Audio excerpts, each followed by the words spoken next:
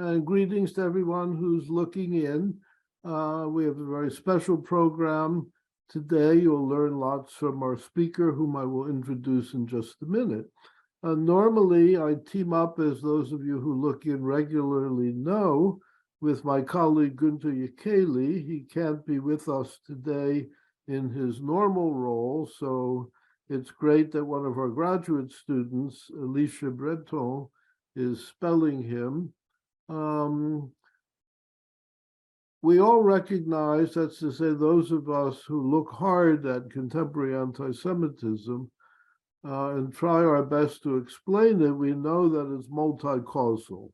It doesn't reduce to any one factor. What we tried to do in this series is acknowledge that fact.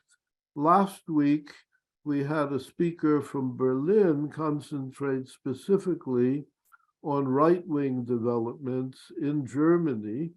Today, we're going to look at developments in this country on the political left, which isn't to deny in any respect that America also is not visited by serious anti-Jewish hatreds from the other side too.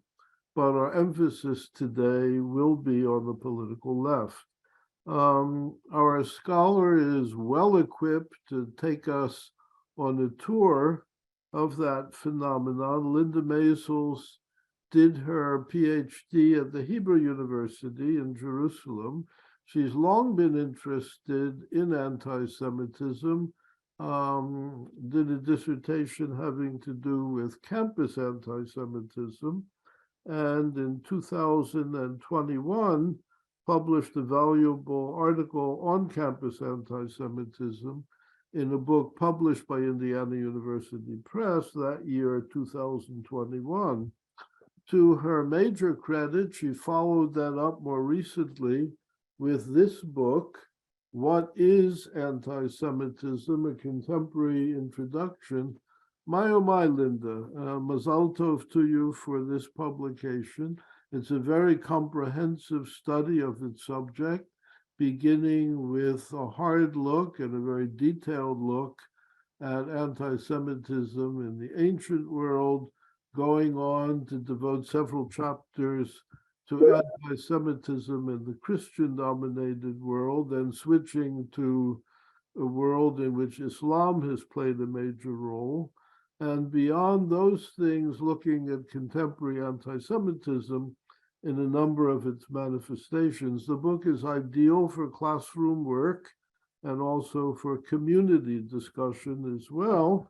So I strongly recommend this book, published by Routledge by Linda Maizels, our speaker, What is Anti-Semitism? Today, she's going to be selective and look at one piece of that, as already announced, and that has to do with anti-Semitism in America from the political left. Linda, thanks so much for joining us, and I'm happy to now hand over to you. Alvin, thank you so much. And Alicia, thank you for being here. I appreciate it. It's an honor to be asked to speak.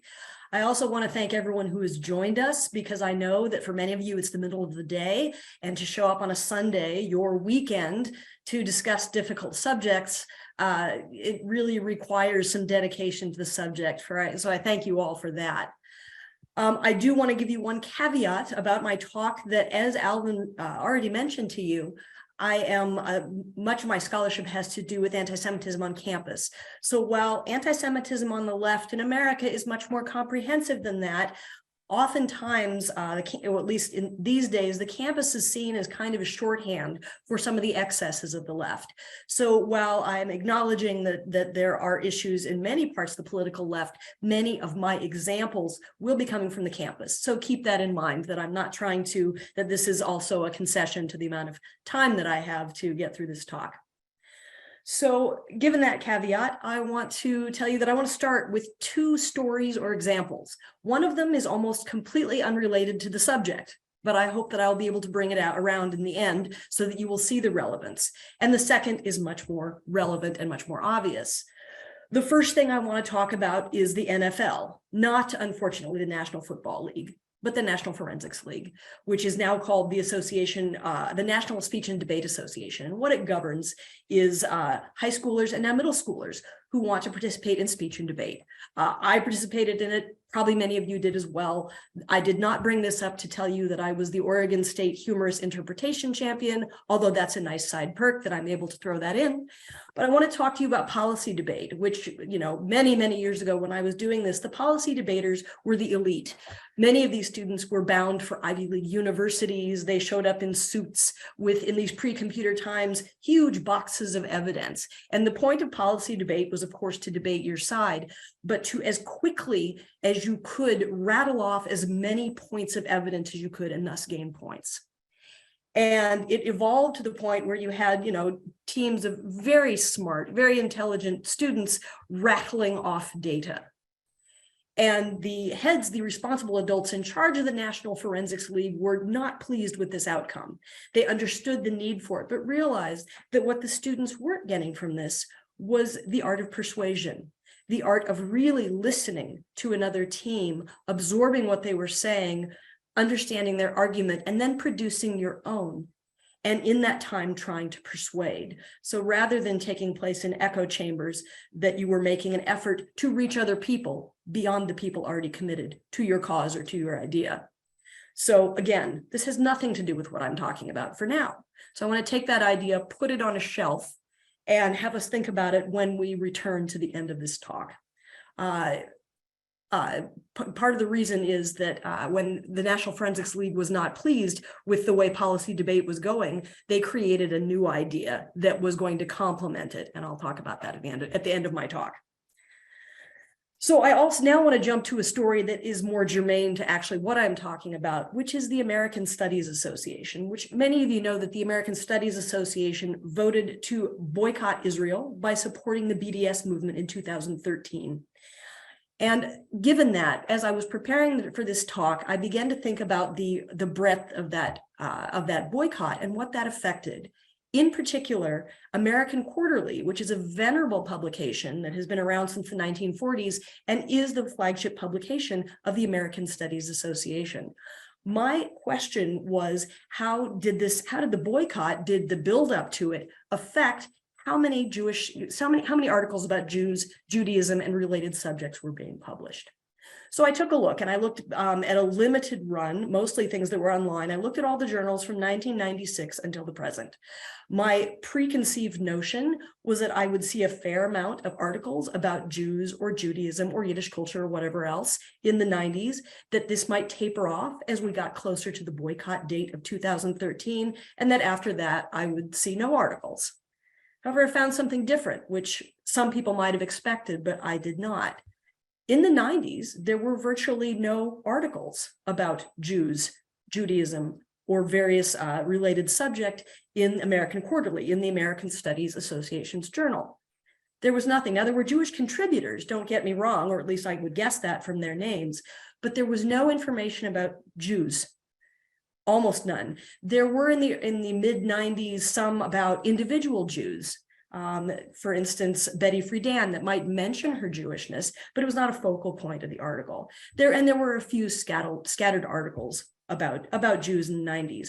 Mostly what we saw, however, in those journal articles were references to identity, to race, to gender, at the time multiculturalism, which, if you remember that term, that was the 90s iteration of some of what we're seeing today, and also a lot of questions about what is American studies.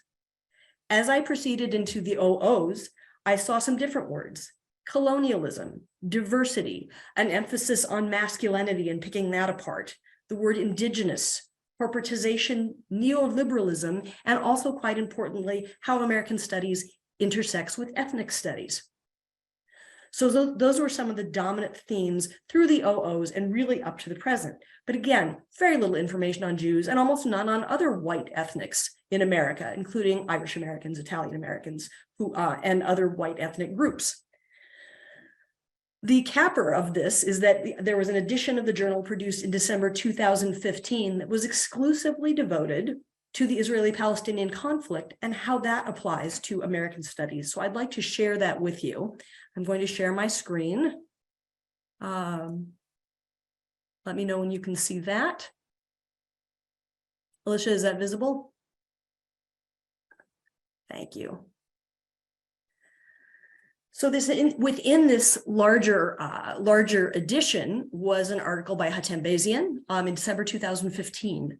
It's titled "The Islamophobia Industry and the Demonization of Palestine: Implications for American Studies." In that he says, academe should take the lead in exploring the entanglement of the pro-Israel groups and organizations in Islamophobia content production.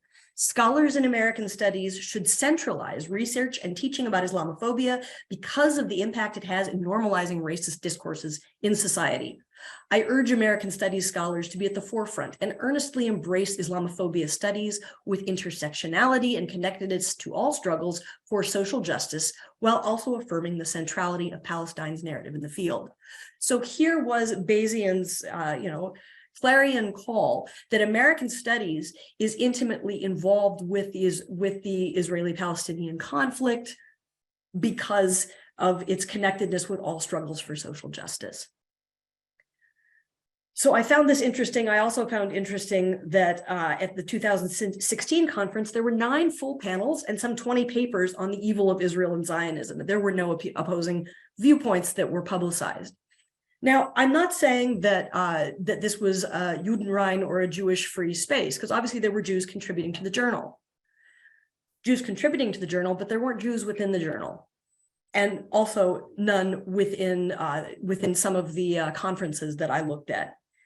So what this means is that, well, if there was a lack of Jews, if there was some non-presence, did this somehow contribute to the fact that it was much easier in American studies to come forward with a BDS vote? I don't necessarily have an answer for that. I also don't know that this affected the quality of research about American Jews. There are all kinds of journals where this can be published. There are journals of American Jewish history, there are journals of American history, American Jewish literature and American literature, American Jewish sociology and American sociology. So did the research suffer? No. But did the fact that the American Studies Association seemed like it had very little interest in anything having to do with Jews other than the potential demonization, to use that word, of Israel, then this probably reflected the end point, which was a BDS resolution and a continuing non-emphasis on Jews and their position in American society. So I want to go on to describe anti-Semitism on the left, which is something that I also do in my book, as I understand it, give examples for that to support my concept, and then conclude with ideas for possible solutions, whether or not those are viable. So I want to start by saying, and Alvin already referred to this, that when we're describing contemporary anti-Semitism, it's not the best idea to look at different iterations of it in a vacuum. Anti-Semitism of the left and right are not isolated phenomena, but too often we discuss them in that way, that there's only one that we should be concerned about. As a matter of fact, I'm often asked in Jewish circles, well, anti-Semitism of the blank is actually worse than this one. Anti-Semitism of the left is actually more dangerous than the right, or the right is more dangerous than the left. Now, certainly thinking people can take all kinds of positions on this, and you can have a rational argument about it. But I don't think this is the question we should be asking. All it does is contribute to political polarization. What we need to be asking is, how can we talk about anti-Semitism in a holistic sense? Problems on the left, problems on the right. And what that forces us to do is to acknowledge not only the anti-Semitism of our opponent or what we see in that camp, but also the anti-Semitism of our own. It is my belief that only when we can do that type of self-reflection that we will be on the road to finding more solutions. Once again, concern for anti-Semitism on the left, which I have been studying now since the early 00s, should not result in minimizing dangerous animosity toward Jews on the right that comes from the right. I think also when we look at these as discrete phenomena, then we forget that leftist animosity toward Jews can mirror that of their ideological opposites on the far right. So for instance, Gil Troy, in an article in 2021, talked about the problem of the word Jewish supremacy.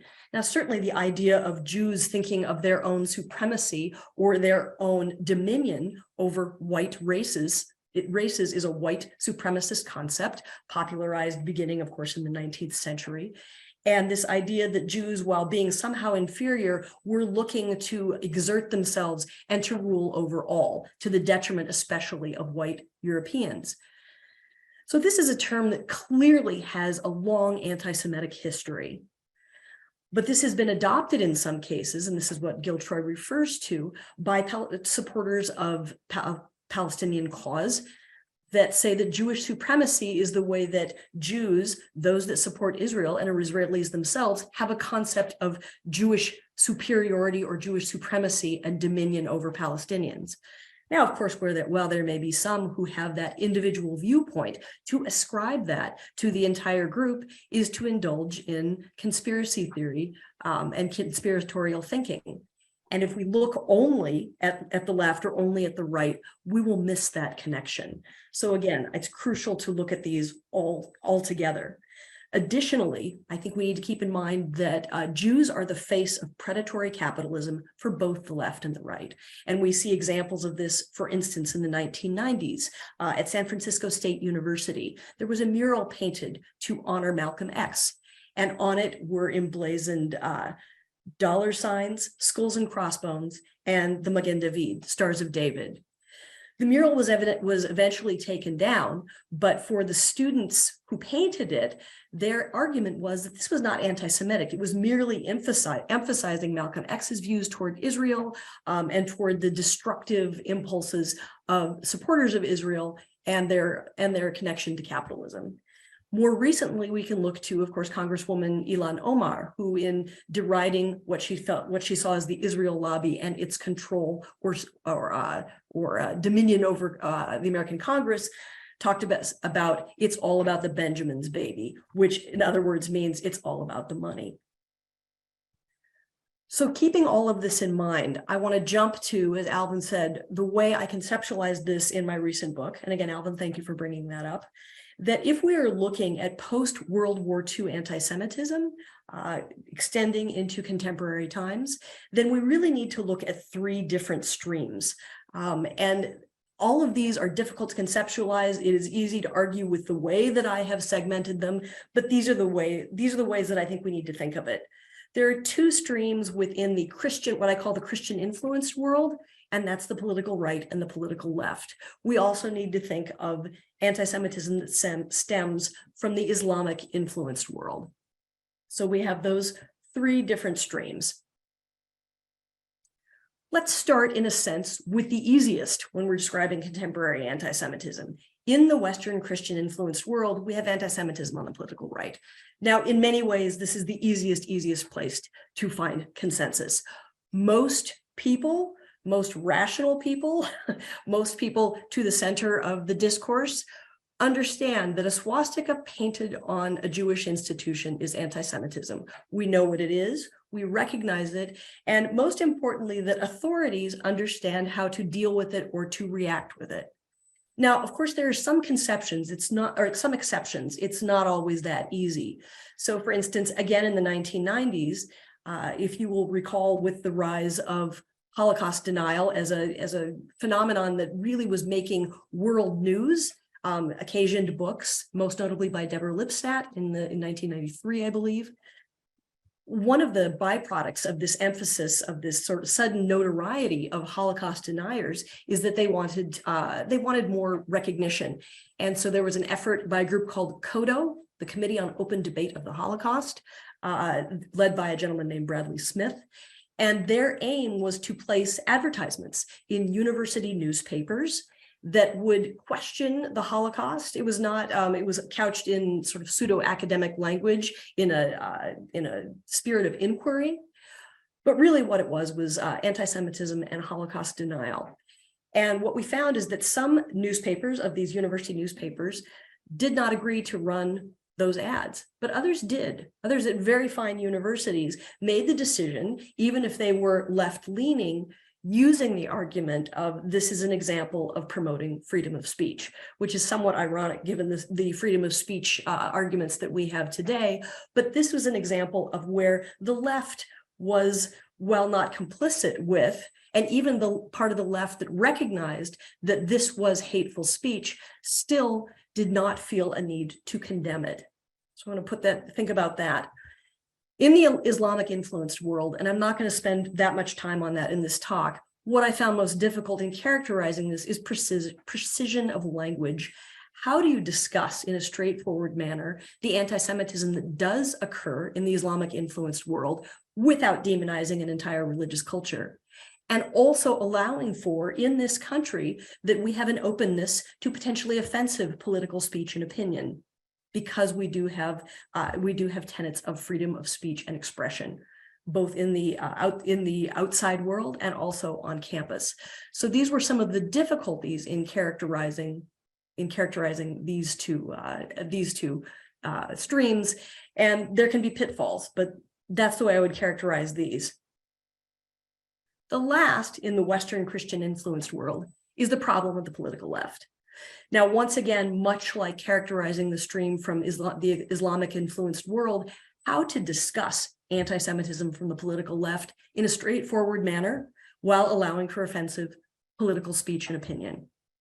And this is extraordinarily important. And this is some of the minutia of wrangling about definitions. And we'll talk later about the IRA definition and the Jerusalem Declaration. Much of what that argument is hinging on is views of what is acceptable to say about Israel, about Zionism, opposing Israel and Zionism. What can you say before that crosses a line into anti-Semitism? Of course, as we know, that's been a major part of the discussion in all kinds of circles, scholarly as well as political. One of the other problems with discussing anti-Semitism on the political left is, unfortunately, its subjectivity. Len Sachs at Brandeis University did some interesting studies that I think were around 2016 to 2018.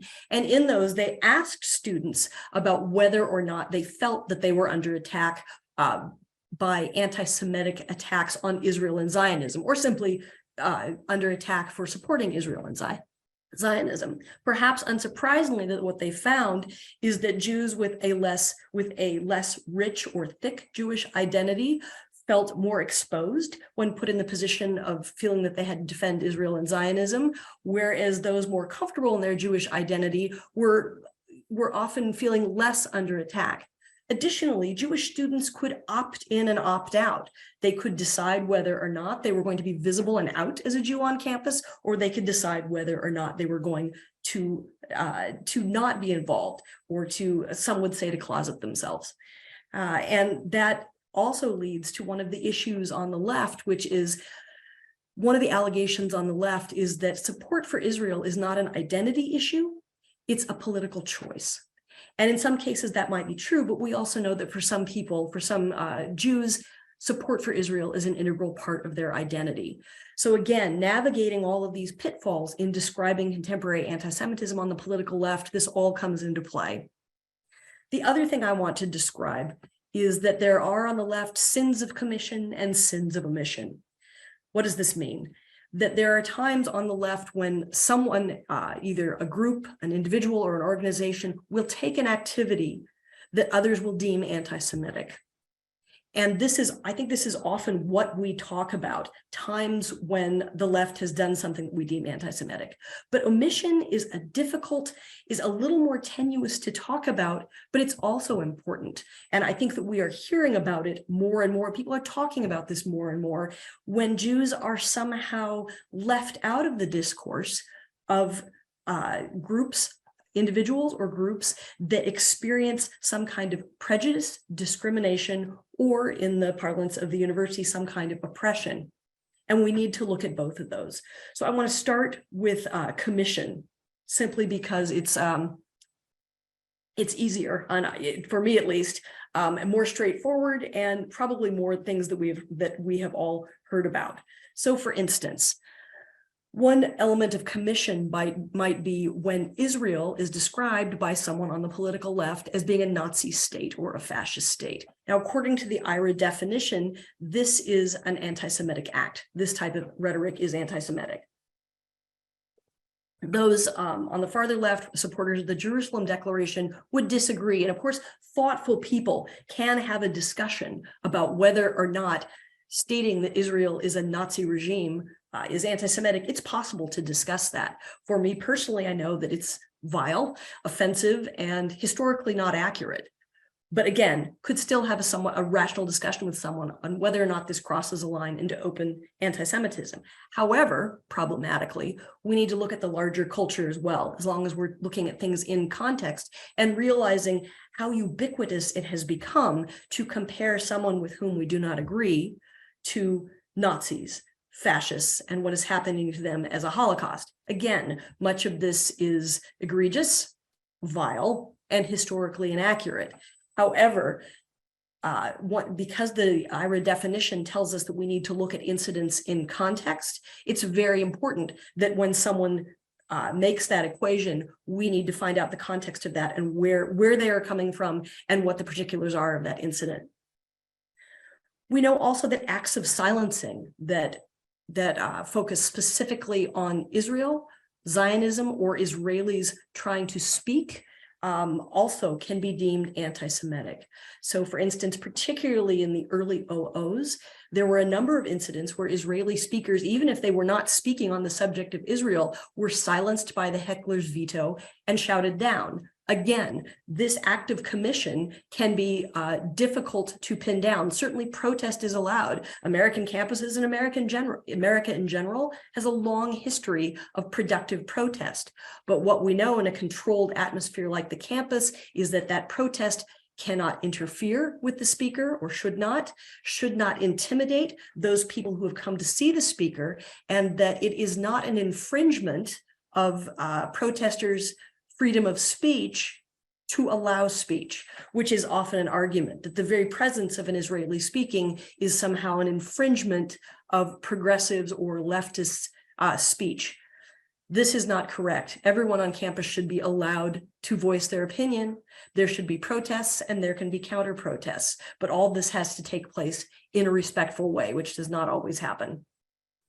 There are also times when more obviously anti-Israel speech or action becomes more openly anti-Semitic. So for instance, in 2018, the State University of New York at Stony Brook, where students from the Students for Justice in Palestine group argued that the campus Hillel should be denied funding and should be replaced by a proper Jewish organization that doesn't support Israel. In other words, these students were saying that they somehow, as external actors, had the right to define who was a good Jew and who was a bad Jew. And that Hillel, despite the fact that it's a venerable organization that has been around since the 1920s, that handles all aspects of Jewish student life, should somehow be barred from campus because it is a supporter of Israel. And this clearly is an instance where animosity toward Israel could slop over in a sense to affect Jews, Jewish organizations, and Jewish students. There was, as an aside, a brave Muslim chaplain who called on the SJP students to abandon this agenda of hate and alienation, as she called it, and defended the Hillel.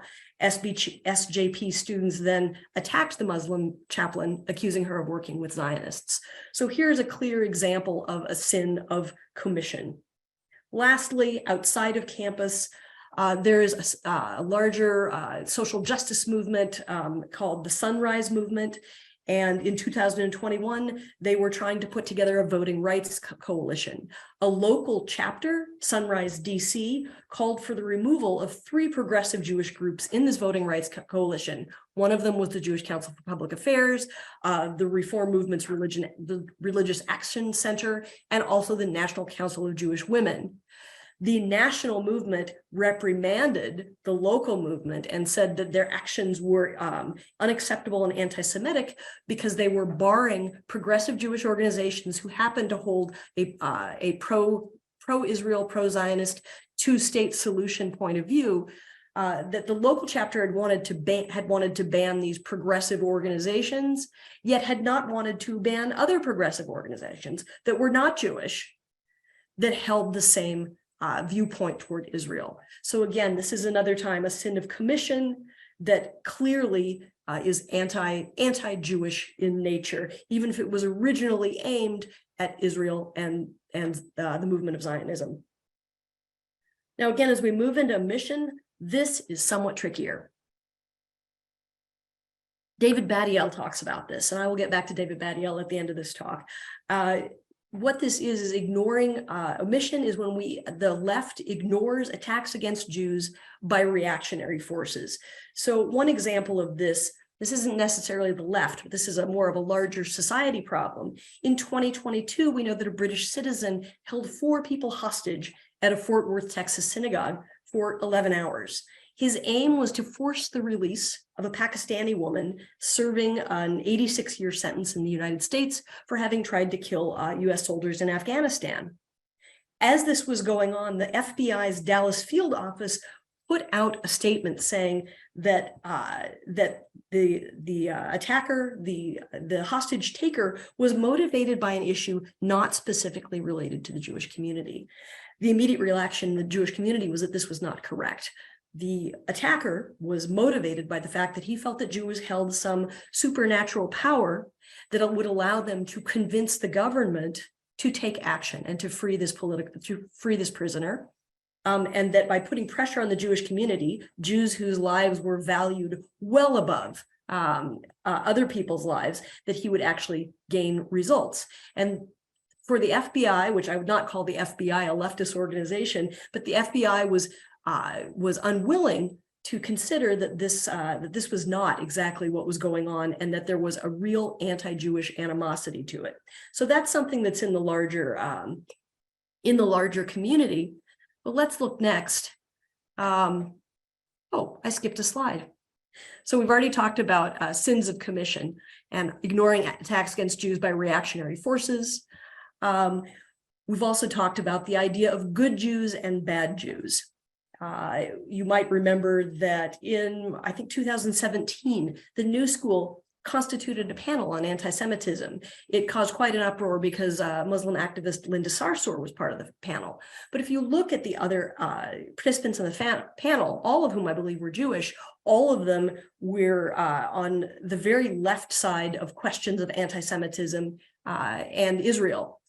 And so what you have is a panel with absolutely no ideological diversity, which leaves off Jews who might object to a leftist conception of what anti-Semitism is. By the way, this is a problem also duplicated on the political right. We know the political right can also put together panels with not very much political or ideological diversity. So this isn't just a leftist problem, but by ignoring the mainstream of Jewish opinion on what anti-Semitism is and concentrating on a more extreme leftist viewpoint, then you have made your choice that only certain Jews' voices count.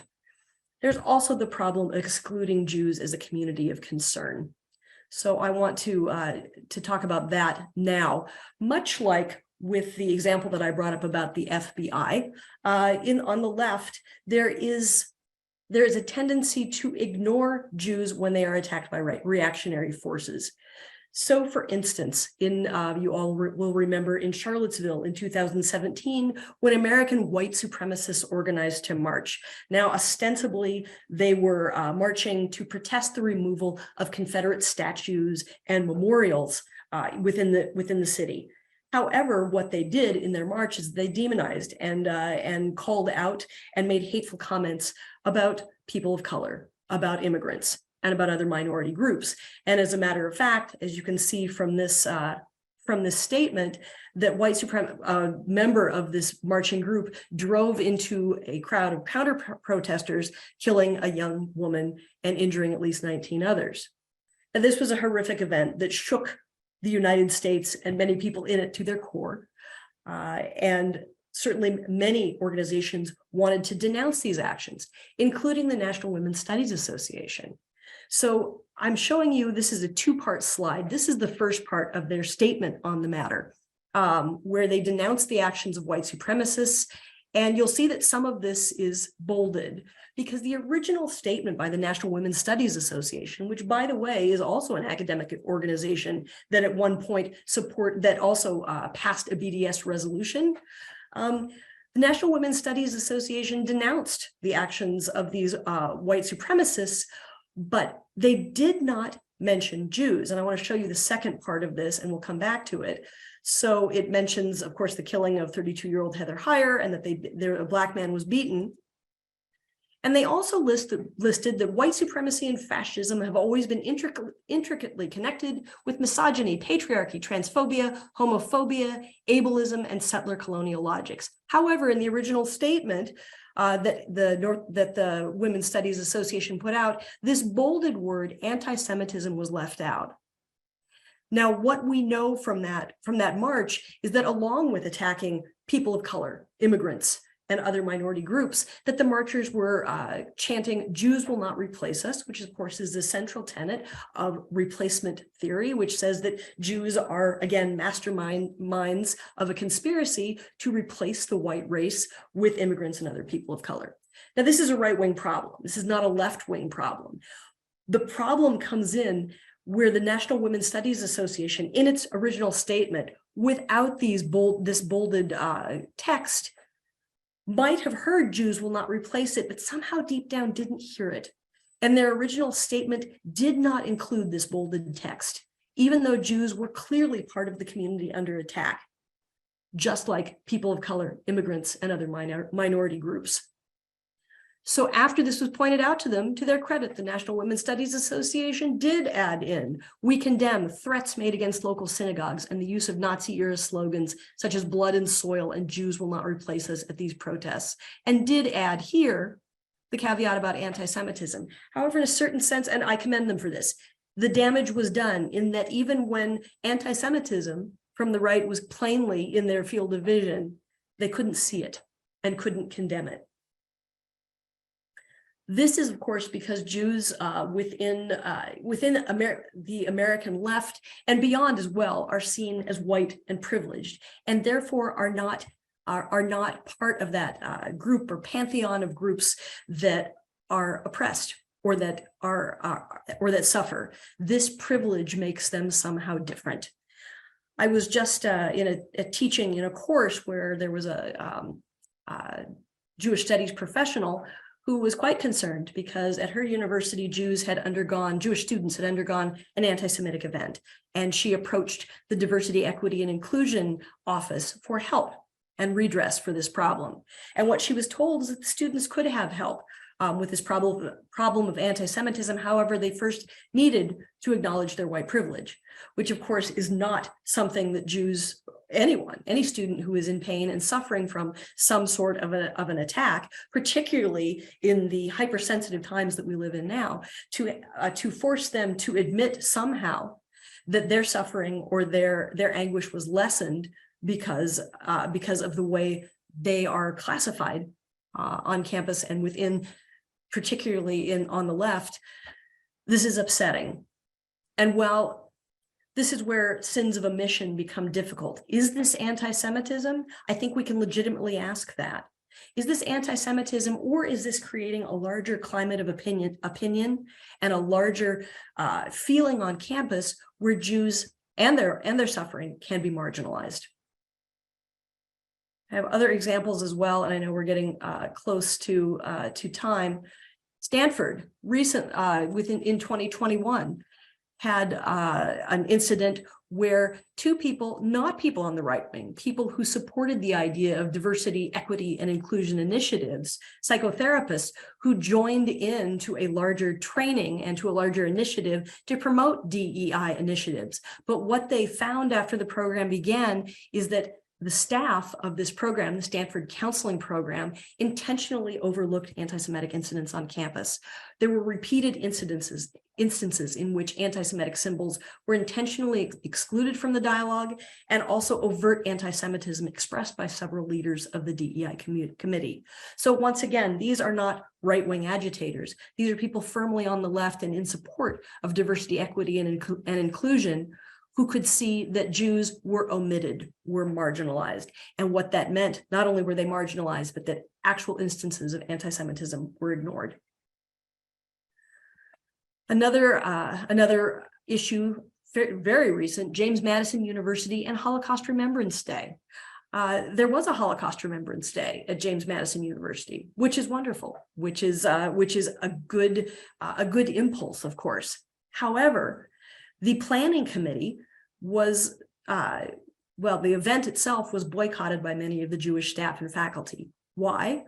There were some criticisms of the program and the level of respect of the program, but also the Jewish community at James Madison University seemed to feel that Jews were not adequately represented on the committee to plan the event. The reply from the Vice President of Diversity, Equity, and Inclusion is that committee members were selected based on substantive experience and commitment to the creation of an event that properly marks the occasion. No one was included or excluded explicitly based on a particular protected characteristic, which sounds on the surface good, like a meritocracy, that the people who are going to participate in this were chosen because of their interest, because of their credentials. But the reality of campus life and its emphasis on identity politics is that to put together a Holocaust Remembrance Day without the explicit support of at least most of the Jewish community would be, and I can't think of a parallel. If you had a celebration, for instance, of Juneteenth and decided that African-American comment and participation was not allowed, of course you'd want to put together a diverse committee, but this, given campus climate, campus atmosphere, seems difficult and another matter of omission. I want to skip ahead again because we're running short of time. I know that these impulses are not new. How do I know this? Because we can see, starting in the 60s and 70s, that Jewish officials are already sounding something of an alarm about this. Benjamin Epstein and Arnold Forster, who wrote the first book-length treatment of what was then called the new anti-Semitism. There is abroad in our land a large measure of indifference to the most profound apprehensions of the Jewish people, a blandness and apathy in dealing with anti-Jewish behavior, a widespread incapacity or unwillingness to comprehend the necessity of the existence of Israel to Jewish safety and survival. And this is how Epstein and Forster saw what they called the new anti-Semitism. They were not alone in this characterization. Here, Earl Robb, who is a noted Jewish professional writing in commentary, wrote that there is a symmetry between the hostility expressed toward the legitimacy of Israel as a Jewish state and the hostility expressed toward the legitimacy of the American Jewish community as a distinct ethnic group. And this is really where we get into the problem of omission, that Jews in 1974, according to Earl Robb, were being passed over. Lest you think, because when we put the term commentary up there, it immediately invites that this is a more conservative or right-leaning publication. But Marla Brettschneider, who, as I understand it, I've met her a couple of times, speaks firmly from the left. Also in 1996, that with identities becoming fair game in politics, Jewishness is taking a beating from the left in ways in which Jews are usually more accustomed to being attacked from the right. Part of the problem being that some of the attacks come from marginalized rather than powerful groups, but they use the same tropes about how Jews run the world and are to blame for the world's problems. So ending with, despite our community's apparent success, we remain marginalized from the majority Christian culture, adding insult to injury. Despite our minority status and experience, often we're marginalized in multicultural circles. Again, Sarah Horowitz, writing in the Paradox of Jewish Studies in the New Academy in an anthology from 1998, who felt that when she got into Jewish studies, that she would have allies within women's studies, minority studies, and Black studies departments. But when the inevitable borderlines were drawn, Jewish studies lay outside my university's rubric of multicultural studies, just as it lay outside the boundaries of many professional dialogues on multicultural theories and practices. Think back again to the American Quarterly and the American Studies Association, where Jews were somehow seen as not an interesting topic of discussion and were not seen as part of, in this case, the multicultural or the intersectional academy. Last, to bring this up to date, David Badiel in Jews Don't Count. If you suggest to progressives that there's an unconscious or otherwise hierarchy of racisms in which anti-Jewish racism is placed lower as a concern than others, you will quickly be accused by progressives of racism, or at least of minimizing the struggle of other minorities. And it leaves Jews who feel the hierarchy of racisms nowhere to go. So this is not a new thought, but I think this is a continuance that Jews, particularly in a time of rising anti-Semitism in this country and in other places as well, that they do not have a place to go, that there is not one political concern or one other group that has our back, if you will. Again, I want to stress, and this is an excellent article that Ken Walter wrote in Fathom in 2018, talking about BDS. He wrote that if at Charlottesville, neo-Nazis carried signs avowing Jews will not replace us, progressive students in SJP and in other allied groups seem now to say Jews will have no place among us. And of course, we can talk about reflections in the way, for instance, in Jewish emancipation struggles in Europe, the right and the left had different reactions to whether or not Jews had a place as full citizens within those countries. And while both sides displayed anti-Jewish animosity, the left was perhaps more willing to concede that if Jews would give up their particular Jewishness and their particular Jewish concerns, they would have a place. And so we see this duplicated in what Ken Walter saw on campuses at this time. I want to wrap this up, of course, with a couple more thoughts. I will end with this, but first I want to get back to my my strange example of the National Forensics League and our friends, the students running around in suits, debating and not really listening to one another. The antidote that the National Forensics League came up with was to create a new kind of debate that they called Lincoln-Douglas debate, values debate. And the whole idea of that was to listen again to your opponent, to evolve a perspective and to be persuasive. I'm always asked at the end of these talks, yes, you've gone through all of this information, but what do we do?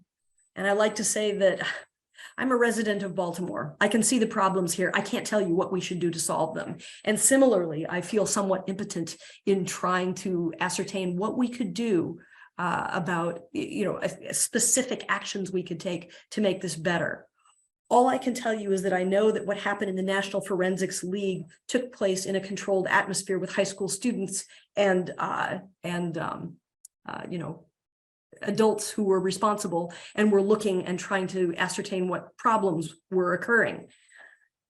But I think that all of us need to look at discourse and how we are all, because of political polarization, and in this case on the left, are ignoring, not understanding what is going on the other side of the equation, that we are formulating our arguments in echo chambers. And we are not stopping to ask how other people are affected by our arguments. I think you can say this about the right, but today, I think you can really say this about the left. And what I've tried to demonstrate is that Jews are somehow absent from the consideration of much of the political left. So I want to stop with an article that I just read in the New York Times by David French, where he wrote that the road to a more empathetic and just society is also paved by an accurate understanding of our neighbors, with exceptions. Of course, with exceptions. They're not monsters. Their views aren't rooted in malice, and we should extend the same grace to the good faith expression of their ideas that we seek for our own. I don't want to end this on a Pollyanna-ish note. This is the ideal toward which we should all strive. This is the important part. This is the way that we behave in democratic societies. But what I would also say is that not only do we have to respect others, we need to fight and we need to stand up and we need to make sure that they are respecting us. Thank you very much.